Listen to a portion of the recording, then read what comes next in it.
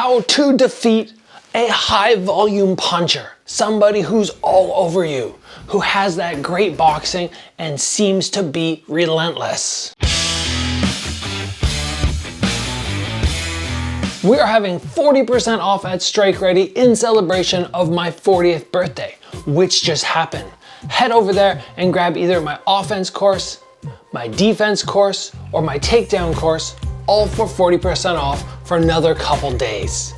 I designed these to make sure that they are suitable for beginners, but also will challenge those intermediates or even advanced competitors out there who want to next level their game. Now we are focusing today on how to deal with somebody who is all over you with hands. And this is going to lead us to the assumption, or myself at least, that you are better at kicking and clenching.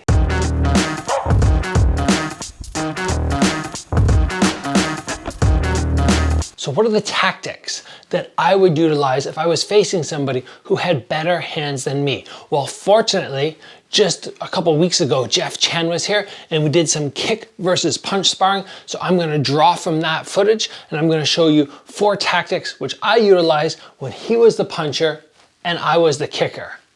And just yesterday, I put out the reversal of this. I was talking about what do I do when I'm the puncher if you're facing somebody who's very good at kicks. So you can check that out as well. So the first thing we have to recognize when we're doing this punch versus kick thing and somebody has really good hands, if they're overwhelming you, they're gonna wanna put pressure on you. They're gonna be wanting to get to that ideal distance where they can land those great punches and you're feeling a little bit jammed. So we have to stop that. How are we going to go about doing that? Well, exactly like this clip right here. I give a little bit of distance, I retreat just a little bit, but I don't keep running. I stand my ground and I throw that lead leg round kick. It could be any kick really, but I need to stop them. I essentially need to halt that forwards pressure. So if you're at this range where you see them coming, you have lots of time, boom, just stop them in their tracks. If you're going, oh, okay, I gotta back up just a little bit, whoa, then go ahead and again, stop them with that kick. But what you want to avoid is running backwards, kicking, and continuing to fall, because in that instance, there's no power in the kick. And if I was the puncher, I'm just gonna keep blocking and walking forward. So you have to halt them.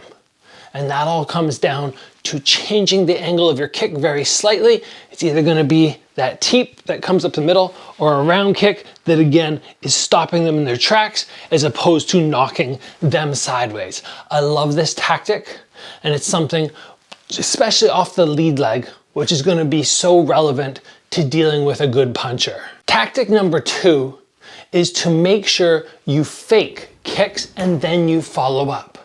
Now we need to look at the difference in footwork, right? A kicker is generally not gonna be bouncing around like this. We'll be a little bit more flat-footed. We're waiting for that explosive time to throw that leg like a baseball bat.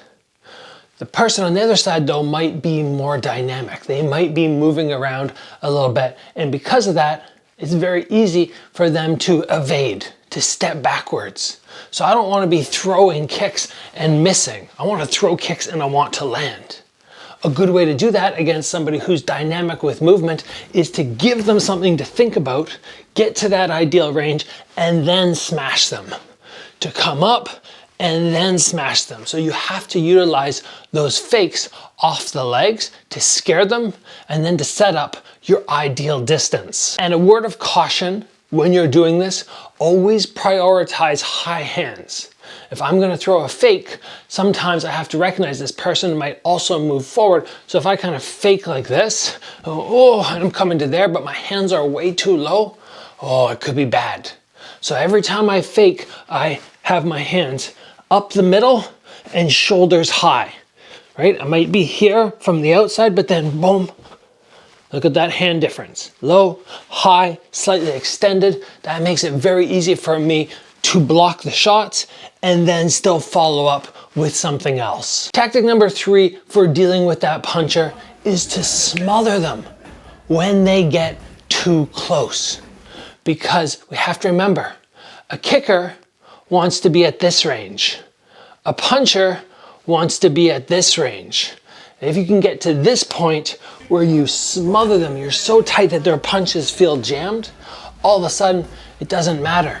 If they start trying to continue throwing at you, you wrap them up. And that's why as a kicker, it's very important to develop that inside game, that clinch game. So you have the longer range, but then you have the tight, dirty range on the inside where that boxer does not want to be. And very often on this one, it's just a matter of me closing distance, but not reaching too wide to make this clench happen. I don't want to step forward and go like this, where I'm completely exposed. It's gonna be me just boom, getting in tight. Again, just like the last one, keeping those shoulders high and reaching around, maybe head off the center line as I do it.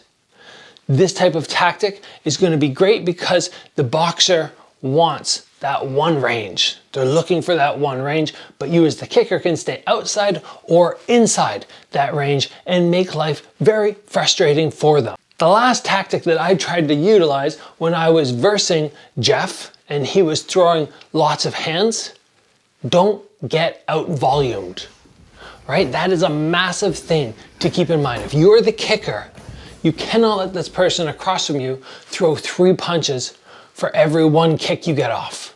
It's not gonna be good. You're gonna constantly feeling like you're getting overwhelmed. Now the downside of this strategy is it's fatiguing. It's tiring for me to be here and be like, okay, I'm gonna kick and move and then fake and kick, get back out, fake and kick again. Yeah, it's a tiring strategy. But I tell you what, it's better than you throwing 1 kick, standing your ground, getting lit up for 4 or 5 shots, backing out, getting hit with a couple more to throw 1 counter back, right? I would rather have a high pace and be winning the fight, putting damage on this person, than have a low pace and be getting overwhelmed at head level and getting hit to the body and getting winded.